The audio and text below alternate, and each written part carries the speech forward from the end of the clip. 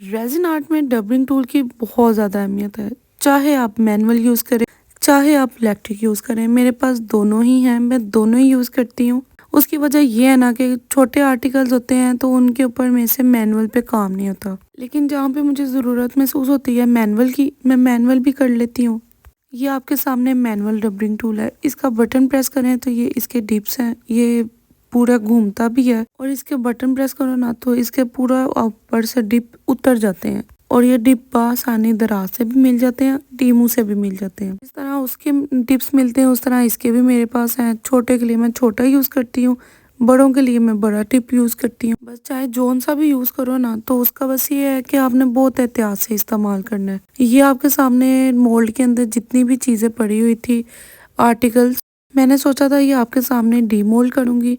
आपको भी पता चले कि कौन सा एक्स्ट्रा रेज़िन होता है जो हम लोगों ने डबलिंग टूल से कट करना होता है या कैंची से कट करना होता है। कुछ आर्टिकल्स के ऊपर रेज़िन बाहर पड़ा हुआ नज़र आ रहा था और कुछ के अंदर नहीं आ रहा था। मक्खी साथ साथ तंग कर रही है। खैर, मक्खी का इस टाइम तंग करना मुश्किल नहीं है, लेकिन जब रेज़िन गीला होता है ना तब ये तंग करे तो तब अल्लाह माफ़ करे, तब बहुत मसला होता है। कुछ आर्टिकल्स के साथ हमें भी मसला हो जाता है। जैसे कि अब ये मैंने बनाया, रेज़िन ऊपर डालने के बाद ऊपर मैंने जैसे ही मोती लगाया तो उसके सारा रेज़िन फैल गया था। ये मैंने हार्ट बनाया था ब्लड इफेक्ट के साथ, उसमें भी थोड़ा मसला था, वो भी मैं आपको बताती हूँ।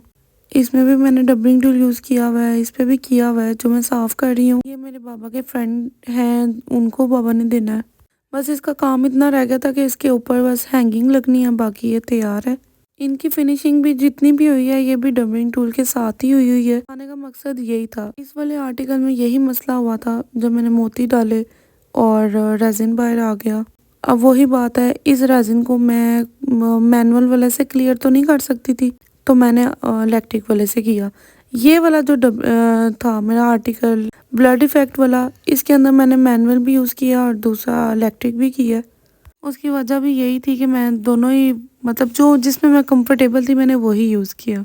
तो दोनों ही हो आपके पास तो वो ज़्यादा बेहतर है, लेकिन नहीं भी अगर एक तो उसमें कोई मसला नहीं, लेकिन ये ज़रूरी है। रेज़िन आर्ट में जितने भी सप्लायर्स हैं, जितनी भी चीज़ें हैं, जितने भी टूल्स हैं, उसका मेरे ख्याल से अभी तक कोई जुगाड़ नहीं है। अब जैसे कई लोग कहते हैं सैंडिंग कर लो, लेकिन सैंडिंग करने से क्या है, फिर आपको टॉप कोट लगाना ही पड़ता है। लेकिन डबलिंग टूल एक ऐसा टूल है जिसके बाद आपको सैंडिंग की ज़रूरत नहीं पड़ती। इसके एजेस सारे मैं क्लियर कर रही थी क्योंकि मैंने टॉप कोट करके तो उसको क्लियर करना था, फाइनल करके तो मैंने आगे आगे कस्टमर को देना था।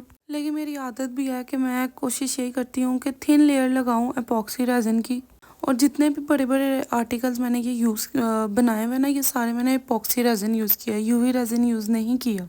अच्छा, ये अब आप देख सकते हैं जितने भी आर्टिकल्स हैं इसके ऊपर कईयों के ऊपर आपको रेज़िन गिरा हुआ नज़र आ रहा है। ये एक मैंने फाइनल लुक किसी की दिखाई थी, एक आर्टिकल पड़ा हुआ था। ओके, डबिंग टूल यूज़ किया मैंने इस पे भी। अब इसके अंदर जो ग्रीन और ब्राउन था वो मैंने कस्टमर को दे भी दिया है। ये जब तक आप वीडियो मेरी अपलोड होगी ना तब तक तो ये कस्टमर के पास पहुंच भी गया। वो मैंने तस्बीहात के ऊपर लगा के भेजा और अल्हम्दुलिल्लाह उनको बहुत बहुत ज़्यादा पसंद आया था। वही बात है, हर काम आसान तो नहीं होता, हर काम मुश्किल ही होता है।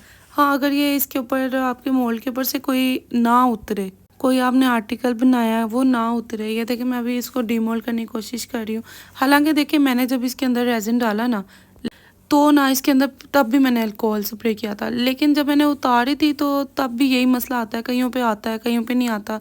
और मेरा माशाल्लाह माशाल्लाह इस दफ़ा एपॉक्सी रेजिन मैंने बहुत अच्छी यूज़ की है। इसकी आपको फिनिशिंग से ही अंदाज़ा हो रहा होगा कि इसका रेजिन वाकई बहुत अच्छा है, क्लियर कोट देता है और 8 आवर्स के अंदर जो है वो क्योर हो जाता है।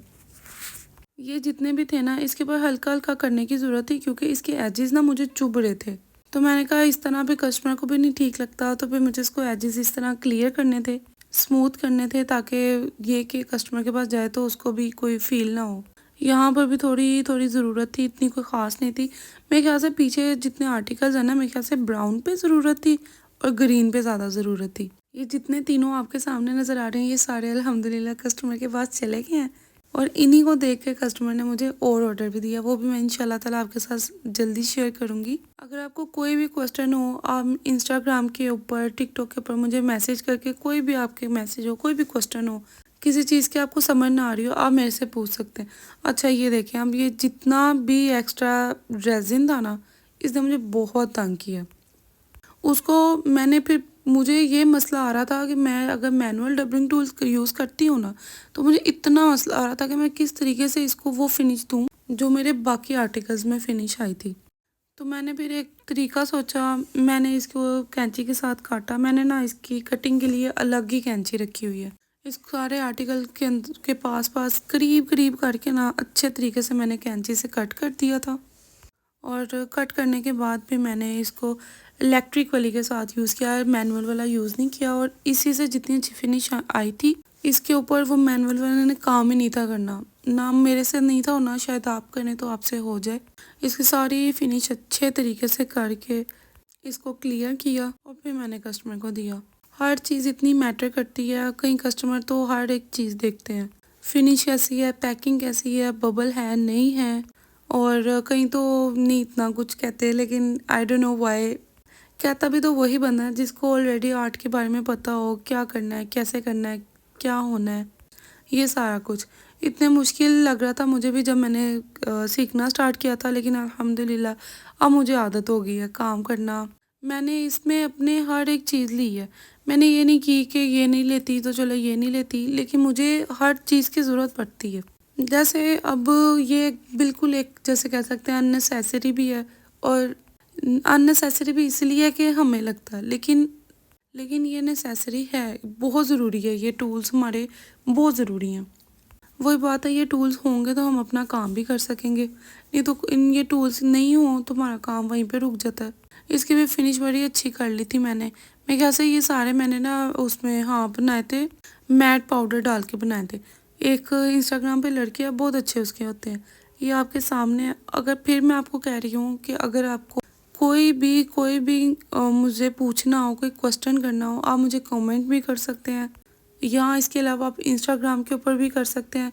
और हर वीडियो के लिए अगर आप चाहते हैं, आप मेरी वीडियोस देखना चाहते हैं, तो आप मुझे लाइक भी कर लें, सब्सक्राइब भी कर लें, ताकि ये कि आपको हर मेरी वीडियो मिल जाए। कोई भी क्वेरी हो, कोई भी क्वेश्चन आपको करना हो, तो आप बआसानी कर सकते हैं और आपको इंशाल्लाह ताला मेरे से अच्छा ही जवाब मिलेगा। अगर आपका उससे कोई फ़ायदा नहीं ना हो रहा, तो नुकसान भी नहीं होगा इंशाल्लाह ताला। तो इसलिए आपने बेफ़िक्र फ़ाका होके मुझसे कांटेक्ट कर सकते हैं। ये इसकी फ़ाइनल लुक थी। उफ़, माशाल्लाह माशाल्लाह बहुत खूबसूरत लग रहे थे, और इतनी ज़्यादा आपने मेरी बात सुनी है, उसके लिए थैंक यू सो मच। इसमें कुछ मैंने मीका यूज़ किए हैं, कुछ शिमरी यूज़ की हैं, कुछ मैंने मैट किए हैं। Thank you so much for watching.